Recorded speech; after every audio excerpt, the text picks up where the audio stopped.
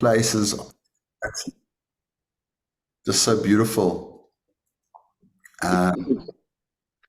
Let's get into our opening meditation as we normally do. Sitting comfortably.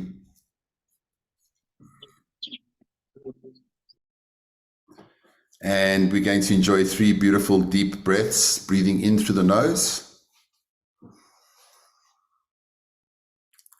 And slowly exhaling it out the nose with control, just settling our mind, coming to a place of stillness, breathing in again.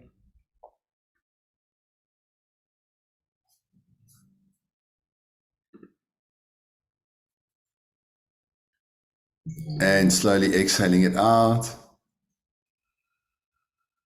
And last big breath in. Opening your mouth and gently sigh the breath out.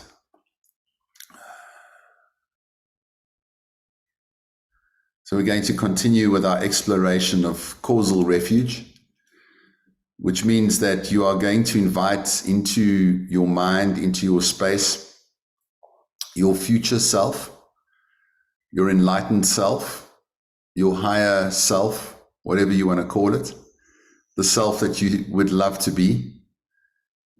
For spiritually minded people, it would be an enlightened being that you will eventually become. Or it could just be the best version of yourself in this life. And if you like, you can visualize yourself in front of you, what you'd be wearing, what you'd look like. They've come to visit you. It's a possible self.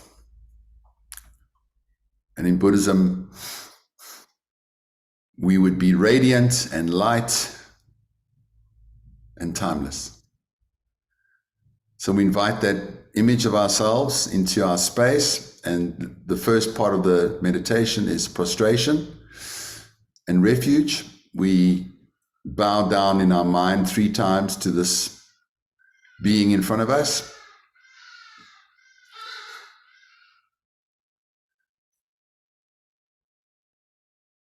And we admire their qualities and all the work that they've done.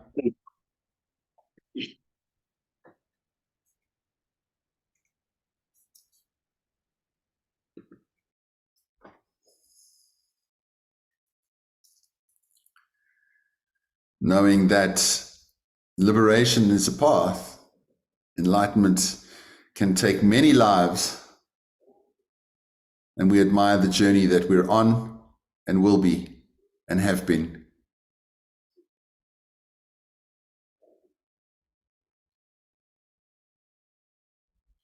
Paying homage to the journey, we take refuge in that. And the next step is an offering. We make a beautiful offering to our higher self, our Buddha self, something that you really love, something precious. Might be a cup of hot chocolate. It could be a beautiful scene that you witnessed sometime recently, a beautiful meal, maybe an item of clothing, a book. Whatever it means a lot to you, you make an offering to this future self.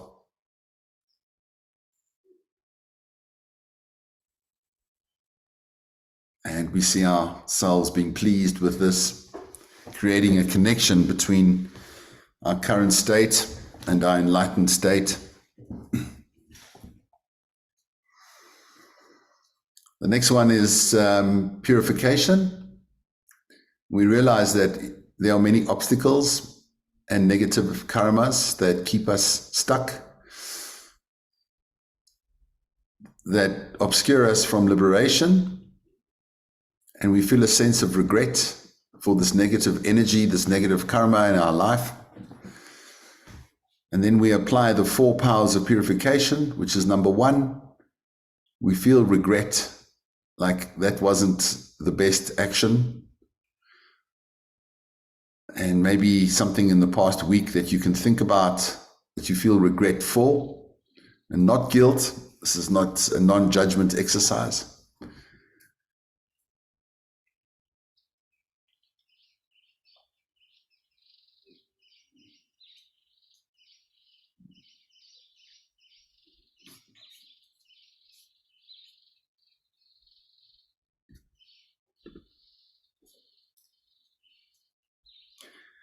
We regret, we decide we'll try not to do it again. Maybe we can make a permanent vow or a temporary vow. You don't want to go breaking vows. We won't do it again for a time period. Or if we can eradicate it from our life completely, then do so. So we regret, we refuse.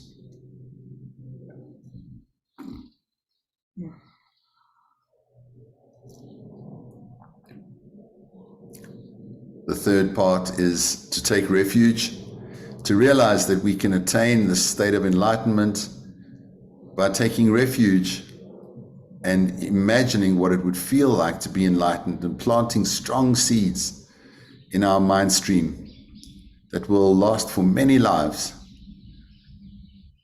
Just to imagine what it would be like to be enlightened, a Buddha.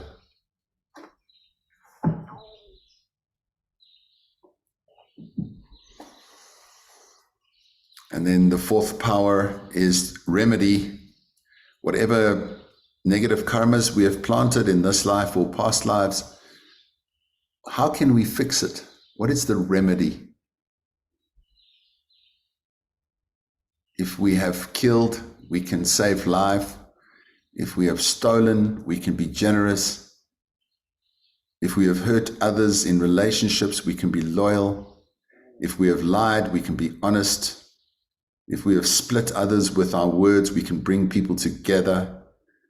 If we've been harsh, we can be gentle. If we've been idle, we can be meaningful. If we've been jealous, we can feel happy for others. If we've been angry or had ill will, we can practice compassion. And if we've been lost in ignorance, we can practice correct view of understanding causality. Some of the antidotes or remedies. The next one is to rejoice and to feel that we've planted some great karmas that will lead us to our enlightenment. And as we reflect on our good deeds and our good thoughts and words, they multiply, they grow, they are being fed every time we revisit them. Think of a plant, its nourishment. Our good karmic seeds can grow faster when we ponder and reflect. This is the act of rejoicing. Think of something really good in the last week that you are happy about, that you felt good about. It was a good deed. It was an act of self-kindness, kindness for others.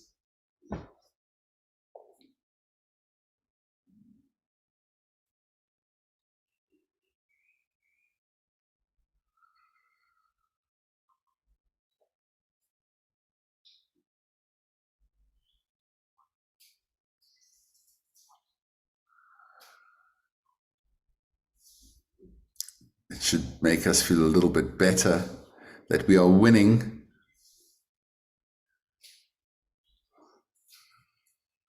And our future Buddha is happy that we are applying this ancient wisdom to fast track our enlightenment or our better self. Next is to take refuge in our causal self and say, I'd like you to stay in my life. I'd like to have this idea that I could be an angel, a divine being. I like this idea. Please stay in my mind and continue to show me, open my eyes to teachings, to realizations. Help me to open my mind and learn and grow through my practice.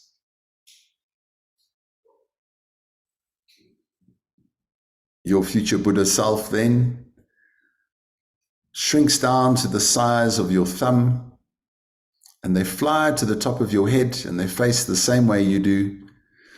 And slowly they dissolve into your crown chakra and move their way down the central channel, past your throat, and into a chamber at your heart center, where you've created a beautiful place for them. And there they shine their light throughout your whole being, purifying and empowering you.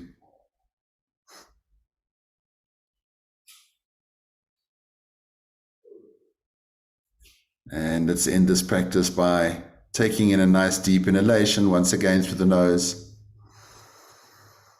and breathe it out the mouth.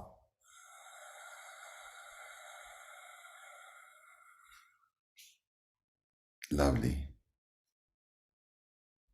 Gently opening your eyes.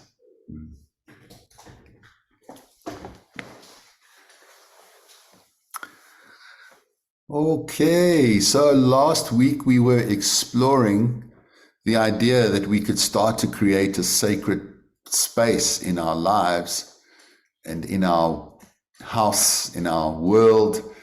And Carl Jung was very much about the mandala principle, the mandala idea, to create a pattern, a divine pattern.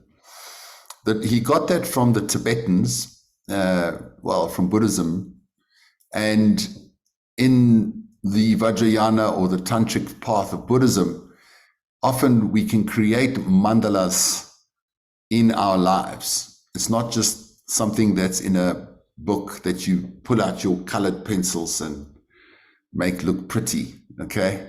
You can see your life as a mandala with certain individuals in your life as divine beings. Maybe you can see everybody in your life as a divine being, even the ones that you don't like. And the park that's down the road is a holy place. The river is a holy thing. You know, it's a divine realm that you start to create in your mind. Now, that's quite an advanced practice, and one that I would love to share with you one day. But we did have a little bit of homework, and I know, Corné, you're visiting, so I won't be pushing you for an answer, but if you want to, you're more than welcome. And the home practice was, is there something in your life that you are perceiving as divine, as sacred, as wonderful?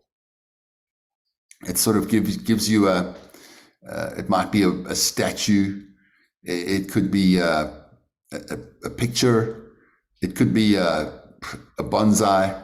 You know, what is it that is sacred in your life as a reminder of enlightenment or spirituality?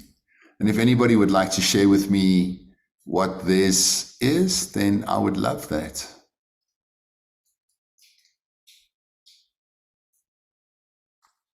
Yeah, happy to share.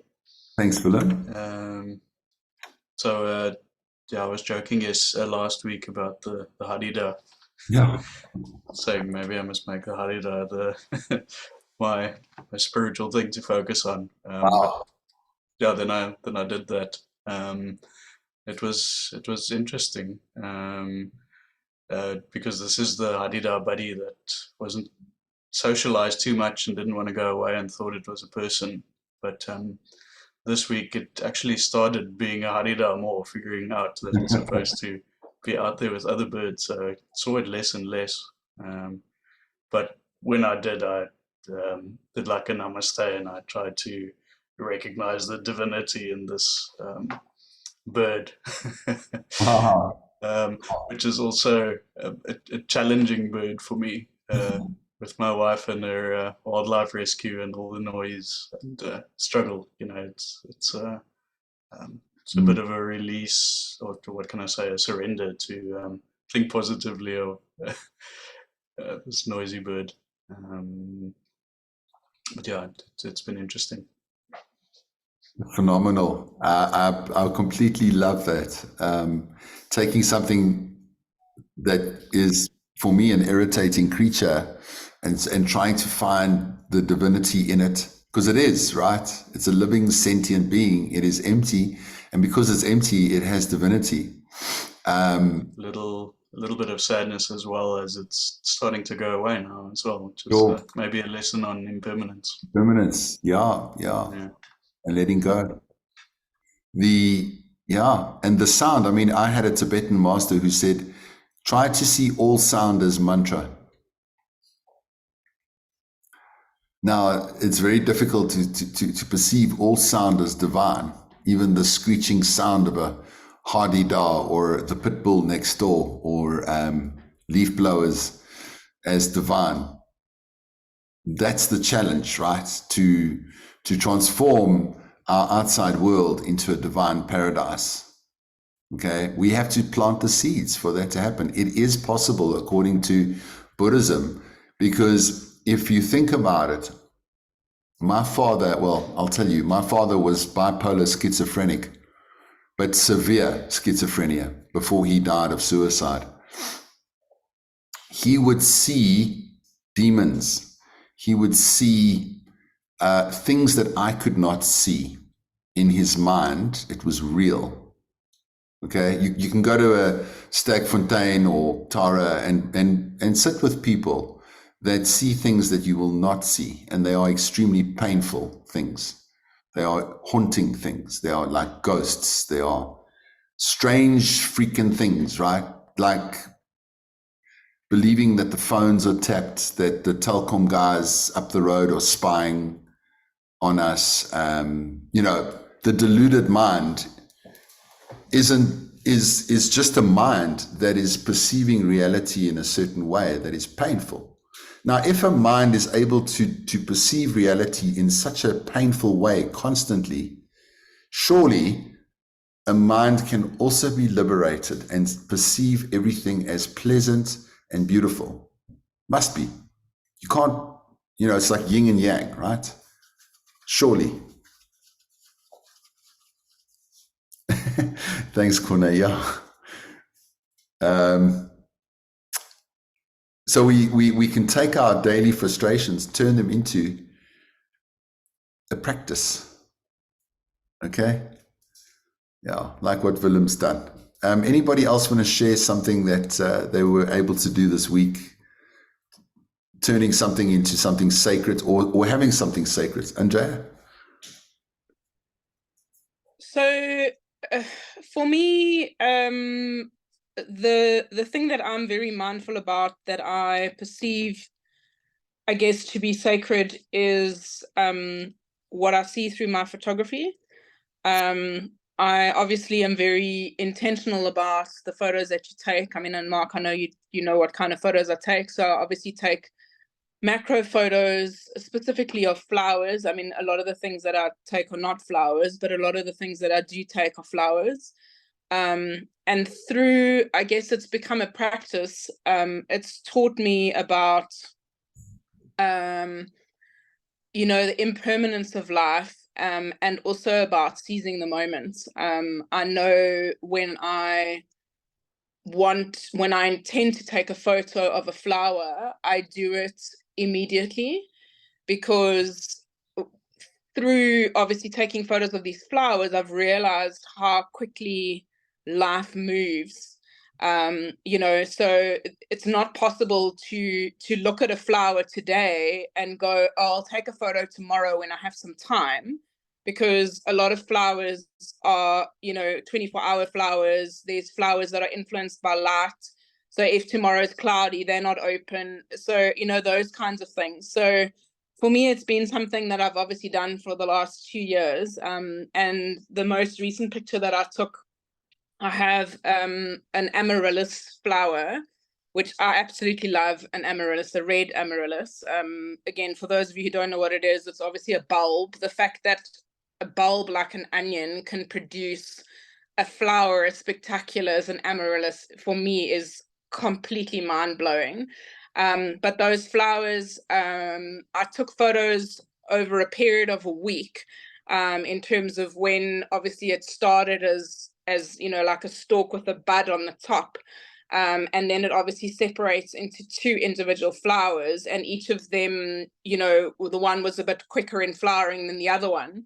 But I think they were open for about 2 or 3 days, and again, like, as soon as they opened, I took the time to put the flower in the morning sunlight. Then I put some water on it, just to kind of get some really nice shots. And as I say, like, I normally go to visit my boyfriend over the weekend, and then by the Sunday I came back, the flower had, faded. So yeah, so that's something that I do quite intentionally.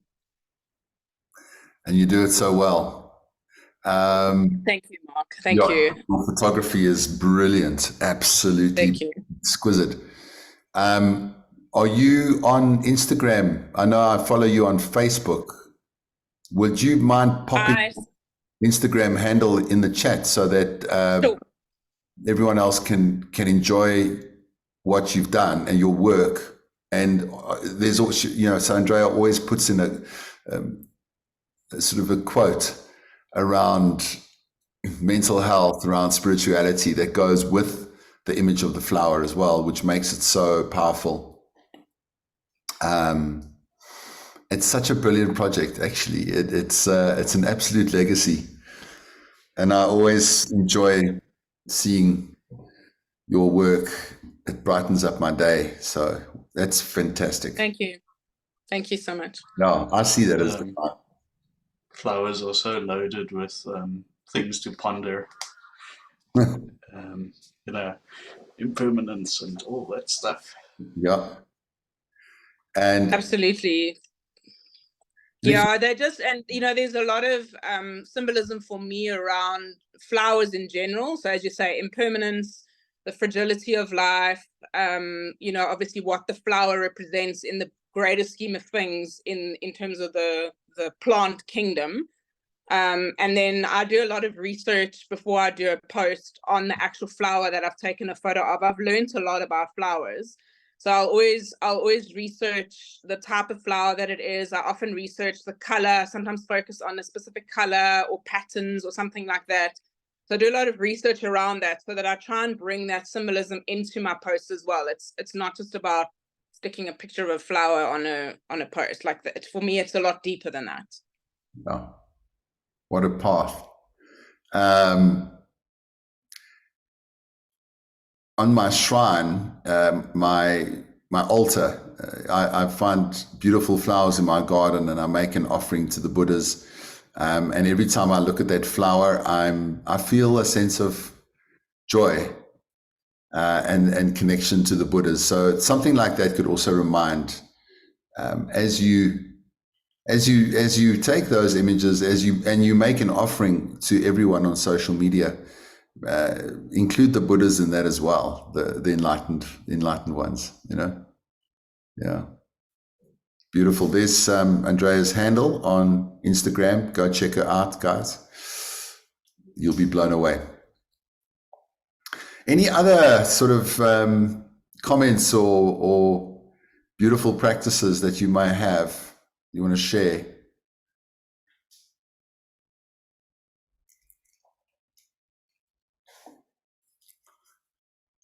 Okay.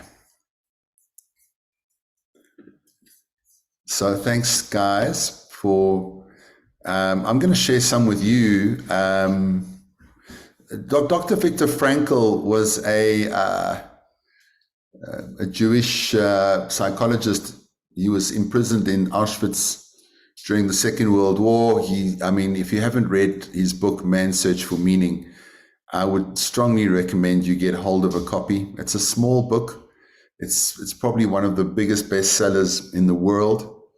And it talks about how he researched psychology in the most painful place on the planet. He was doing his research of his inmates while he was an inmate. And if the Nazis had found him doing it, because he actually stuck his papers to his body, so to hide his work.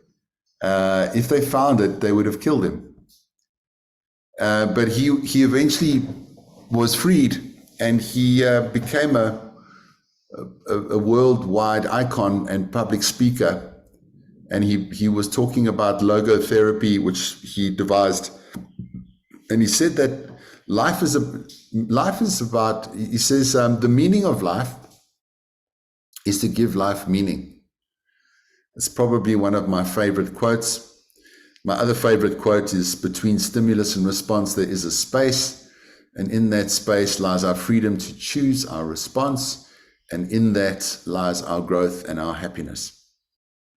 Corne, thanks. It is amazing. I've read it twice as well. I'll probably read it a third time. I wonder if they'll ever make a movie out of it one day. It would have to be a Spielberg or something awesome. He is an exceptional being in our world. And he talks about joy and happiness comes from a meaningful life, a life lived with purpose. It doesn't come from pleasure. It doesn't come from money. It doesn't come from maybe your intimate relationships. Yes, they can help, but he said it's about meaning. So in this Buddhist class, we are exploring how can we give things in our life more meaning? How can we create more meaning in our life? Right? So I've started running again, and I'm enjoying it. I haven't been jogging for a while. I'm not a big runner. I'll do like 3-4 Ks and I'm like dead. I'm just not at the stage. Maybe I'll build up to 10, 15. But at the moment and where I live is very hilly. So it's like the hills just kill me. It's like difficult. But I as I'm running, remember the mantra we explored last week? Om Ahung, Om Ahung, Om Ahung, Om Ahung. As I'm running, I'm going Om Ahung. As I'm running, I'm feeling that I'm feeding not only my fitness and my health, but my enlightenment as I chant the mantra Om Ahung. Purify my body, my speech, and my mind, okay, as I run. Then there's a park at the top of our complex, and whenever I see a park, I think of it as a place of joy, and I imagine that there's a beautiful Buddha sitting in meditation in the middle of the park. Now, I can't see a Buddha with my eyes, but I can imagine one, and I even name the park my own name. I call it Tara Park. Tara is a Buddhist goddess, right? And I imagine her sitting there in all her glory. And as I run around the park, I'm circumambulating Her Holiness, Tara. Okay? The one thing I love about Tibetan Buddhism is there are just as many female deities as there are male. And the female is honored as divine. And a tantric vow that you take is to see every woman as a divine being. That's one of the vows I've taken. So I have to look at every woman and think, this is a divine being. She is a divine being. Okay, interesting. Now I've got to extend that to my male friends. But to see people as divine is a big challenge, right? You're massive, but that's the tantric path. And I have a park that is part of my running practice, my spiritual meditation practice. When I get onto my motorbike and I ride around, obviously there are traffic lights that stop one. And when you get stopped by a red traffic light, you feel irritated, generally, But my practice is when I stop at a traffic light, I take a deep breath and I recite the mantra of the Buddha of infinite light, Amitabha, who's red in color. He's red in color. And I imagine Amitabha is pouring their enlightened energy into the world through the red light. Om Amideva Shri, Om Amideva Shri is the mantra, and I imagine that red light shining to bless everybody that's at the traffic light. And then it turns green, and green is for Tara because she is green color, and Tara is all about action, and it's very much go, right? So I have a beautiful practice of Amitabha and Tara at the traffic light, the red robot guru, I call it. Yeah. So you can start to engineer irritating things in your life and turn it into a practice. So that almost wherever you go, you have set yourself up for a meditation. At the gym is my favorite place to, when I lift weights, and I imagine that I'm lifting the suffering of individuals from down to up. So as I lift that weight, I'm picking up someone's problems. I'm elevating them. Sometimes I think of myself in the process too, because I am a suffering being. So I can work with myself. I can work with you. I often think of you, each and every one of you, as I lift weights. I know it sounds bizarre, but why not? What else am I thinking about? Mark, Yeah, can I ask a question about that? sure. So this idea of visualization and giving meaning to sort of everyday things, where does that come from? My knowledge of Buddhism goes as far as, the Four Noble Truths and the Eightfold Path, and so I'm not sure, is it tantric or Yep. Tibetan, or where does that idea come from? Sure. So Willem, there are three schools of Buddhism. There is the Hinayana or the Theravada, which is very austere, very hermetic. They take a lot of vows. They live in caves. They live alone. They live in monasteries. They call it Hinayana. Hinayana in Sanskrit means the narrow way. So they want to attain enlightenment for themselves so that they can become Buddhas and then help others. Then there's a school called the Mahayana, which is the greater way. Now, it doesn't mean it's derogatory to the Hinayana. They're just different paths, okay?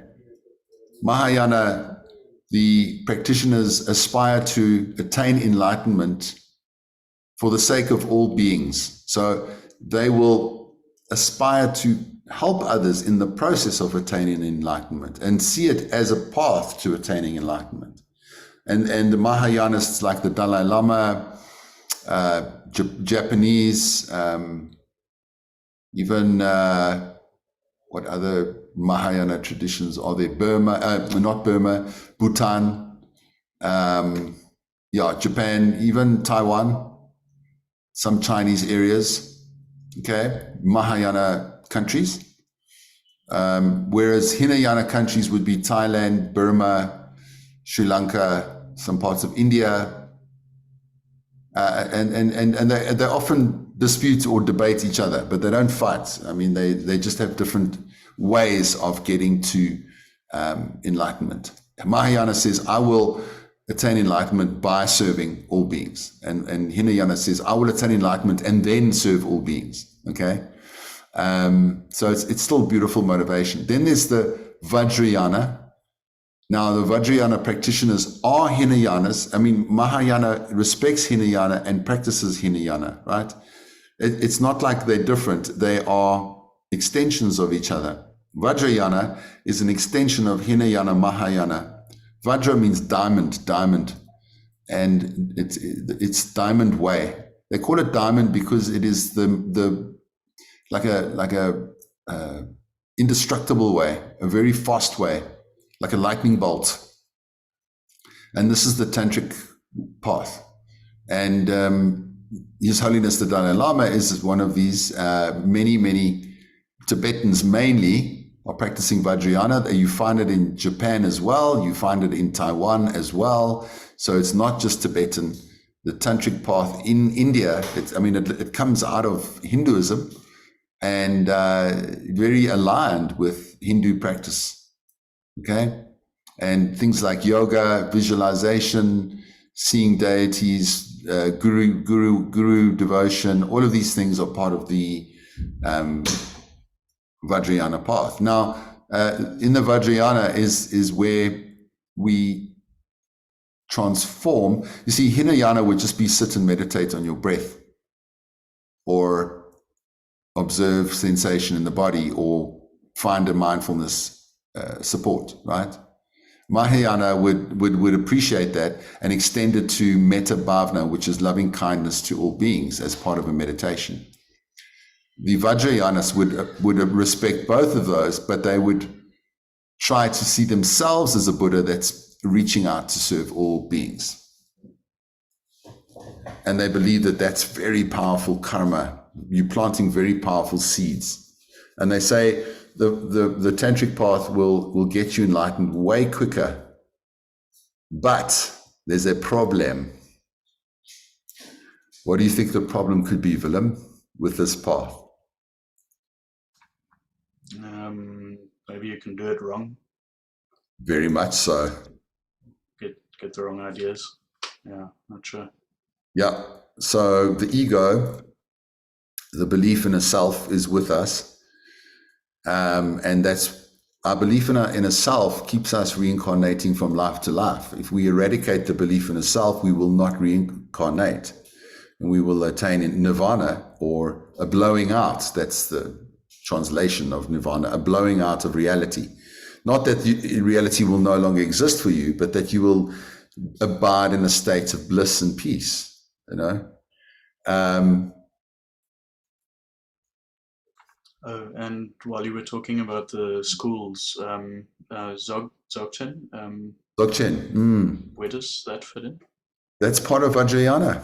That's part Vajrayana of as well. Yeah. So in order to get to Dzogchen, you practice Tantra, and then after you've practiced all these tantric exercises, you rest in Dzogchen. You rest in the nature of mind.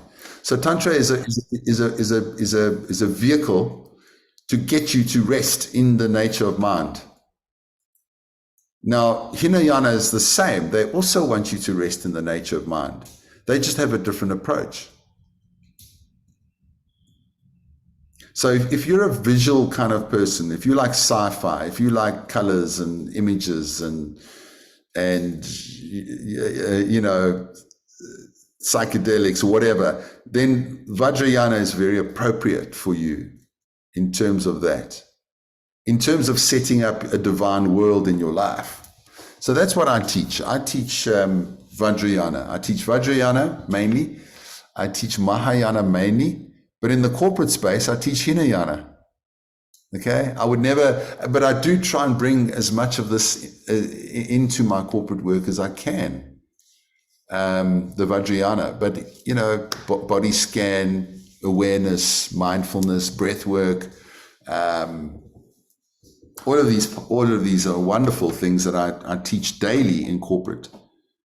But I don't call it Buddhism, and I would never say it's Buddhism, because people would then run away. You know, they wouldn't come to my classes. I call it mindfulness, as Dr. John Kabat-Zinn so skillfully started the movement in the 80s. But he was Buddhist too. But he stripped Buddhism from mindfulness and made it secular. And he came under a lot of fire. You know, people said, "Oh, John, you're a terrible Buddhist. How could you do that? You know, how could you not give credit to Buddhism? You've made it medical."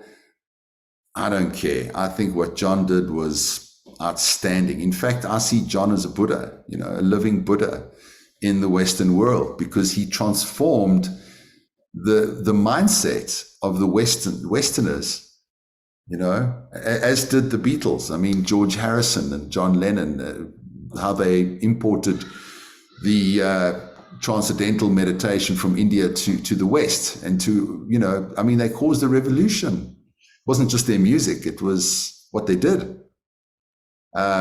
So, you know, skillful, really, really skillful.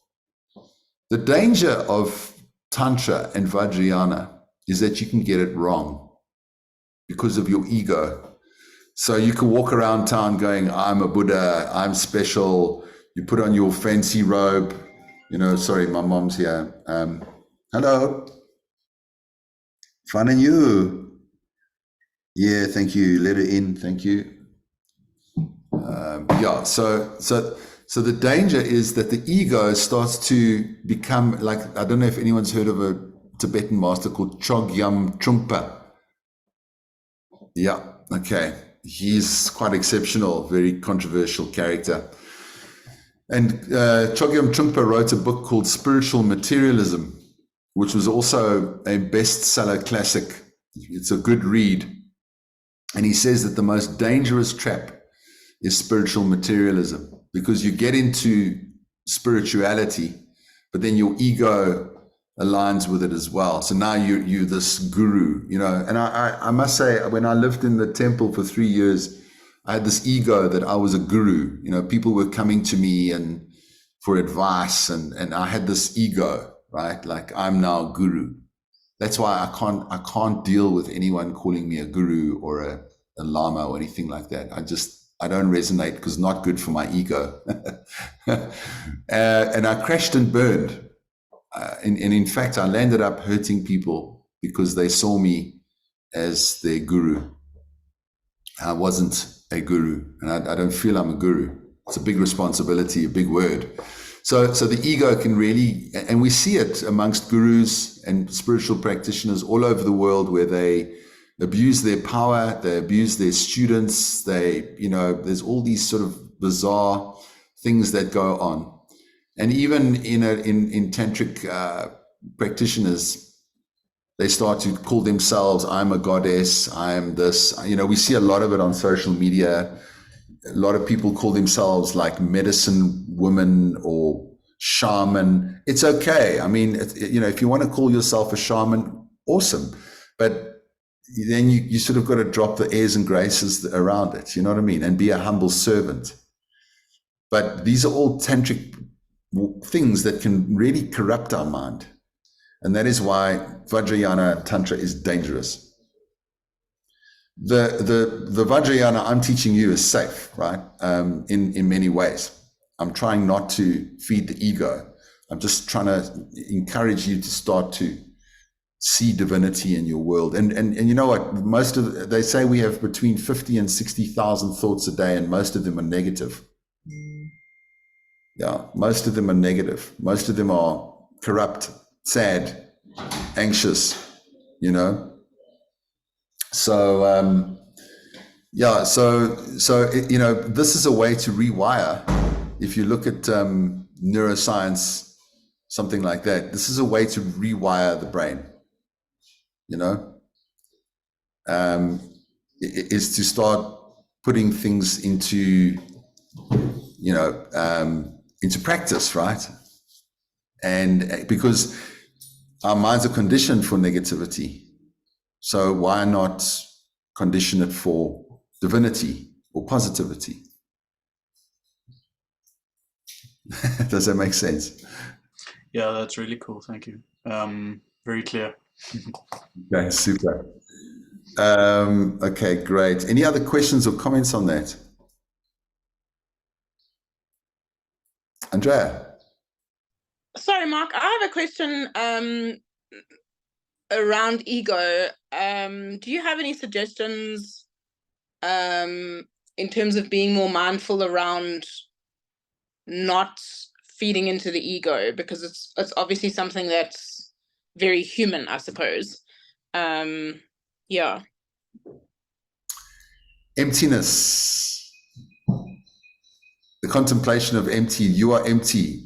You are not an inherently existing self. Okay, I think some of our friends here have not explored that concept with us. So we can also try to unpack it a little bit.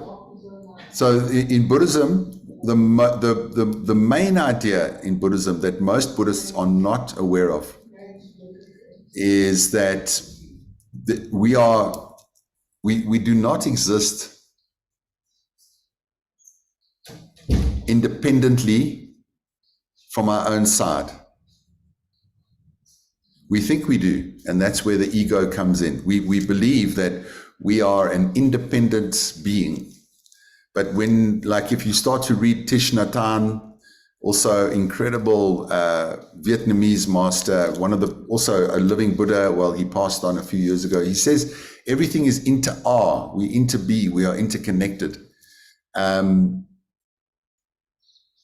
There's meditations like contemplate the shirt that you're wearing and where it came from, and the kindness of all beings that made these things, your hot chocolate, your, that we are completely part of a process. We're not an individual entity as such.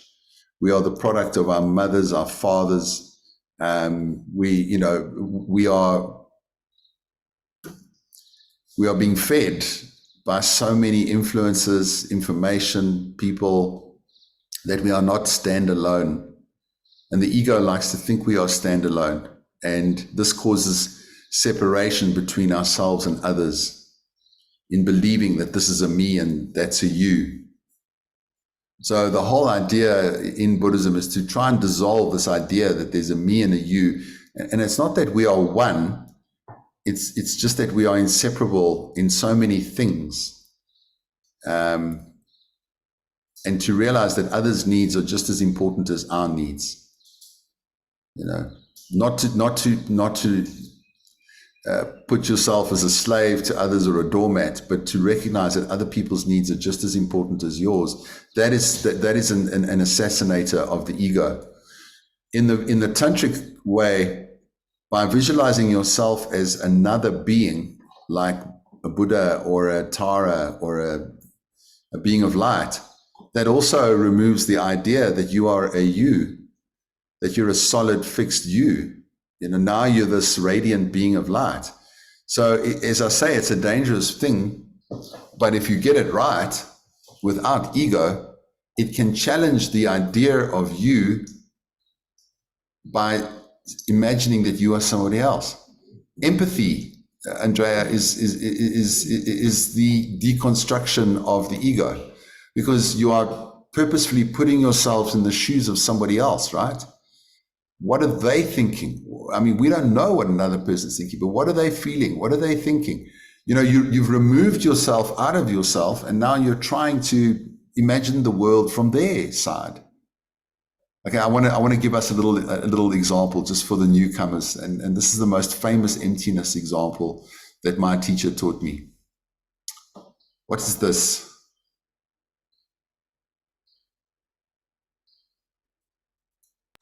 Permanent marker. Permanent marker, yes. And if you don't think it is, then I'll draw a moustache on your face. Corne, what's your Rufus? Rufus is your dog, right? Now, what if I went like this? Hey, Rufus, what would Rufus do with this?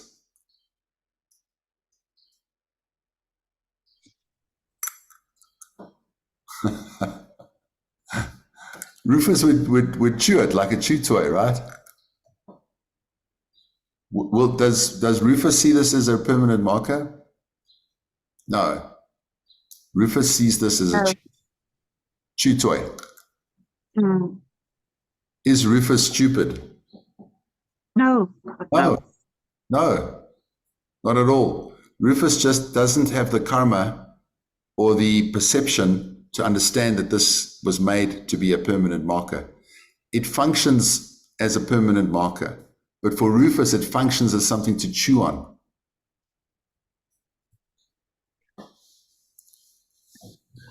If you've never been taught that this is a permanent marker, you might use it for other things, like a hair tie or, I don't know, a magic wand, or, even when you were 2 or 3 years old, you probably chewed on this as well, not understanding that it was a permanent marker until you learned about it and you were conditioned to see this thing. Now, my question is, when you put this on the table and the humans leave the room and Rufus is in the room, what is this? It's a chew toy. And if Rufus leaves the room and the humans leave the room, now here's the question: what is left behind?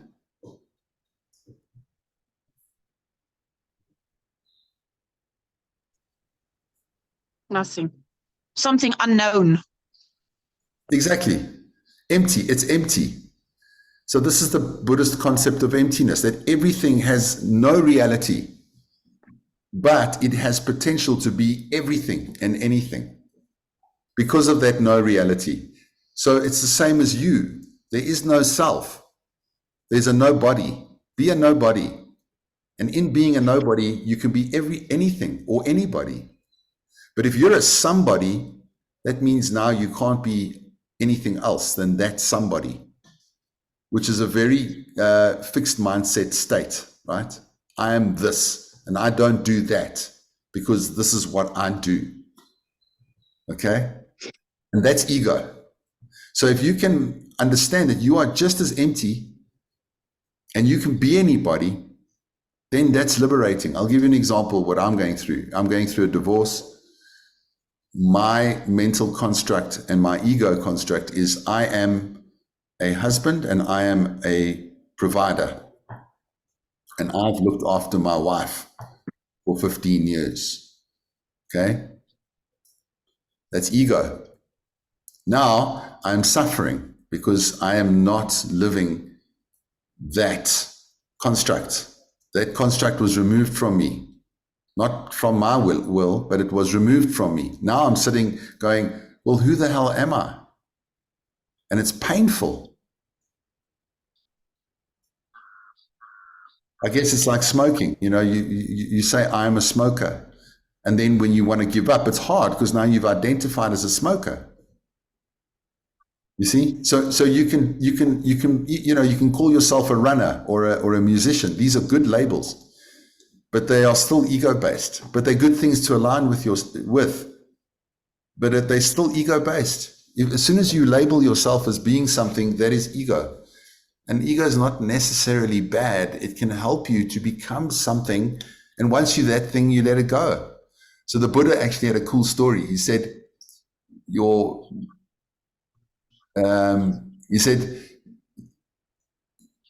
it's like a boat in the lake. You get in the boat, you row to the other side of the lake. But then when you get out on the other side, you have to let go of the boat. You know? And a lot of us don't let go of the boat, right? Even though the boat is good and can move us and do stuff for us. But eventually you have to let go of that too, because that will cause suffering. Okay, so that's a good question, Andrea. Does it help? Sorry, and Mark, I was just going to add something to that. I think it also links to the theory of attachment, you know, and how you obviously shouldn't attach to anything, like not just physical stuff, but as you say, like people, you know, ways of thinking, whatever it is. Yeah.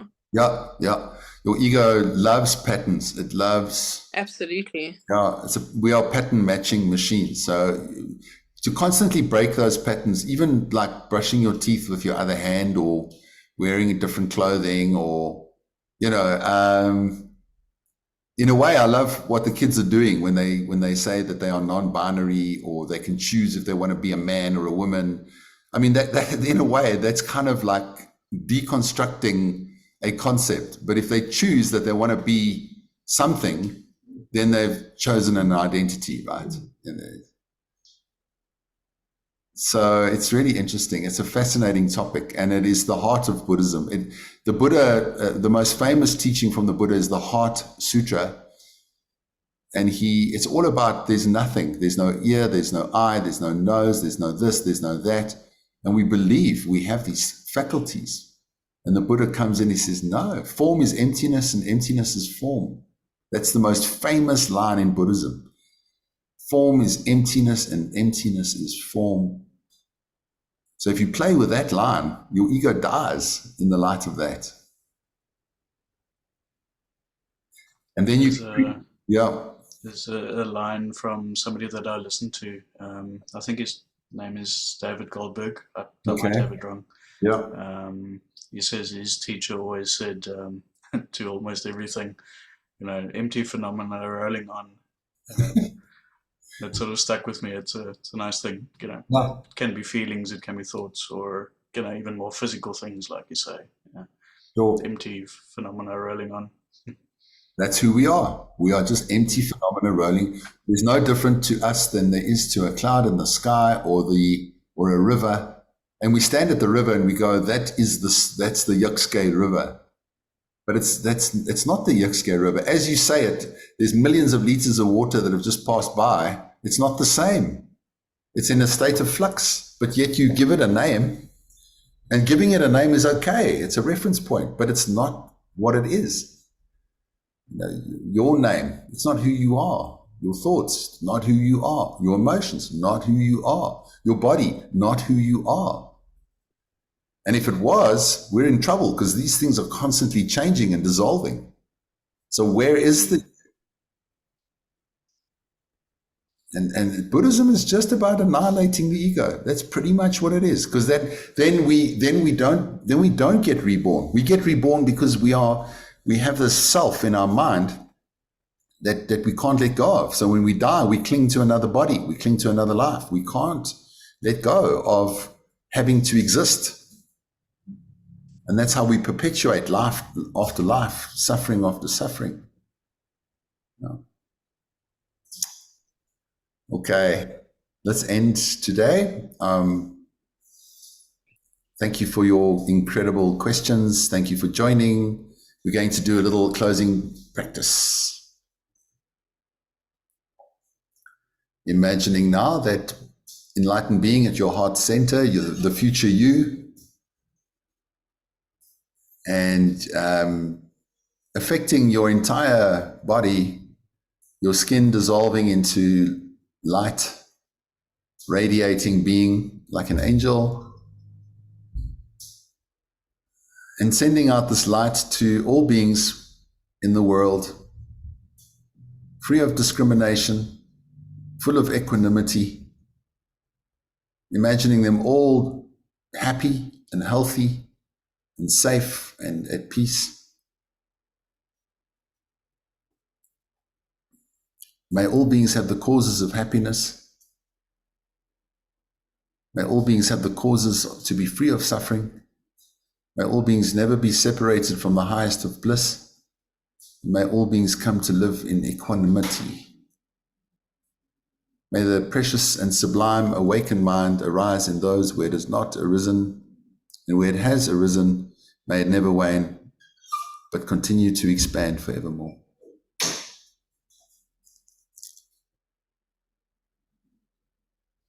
All right, great.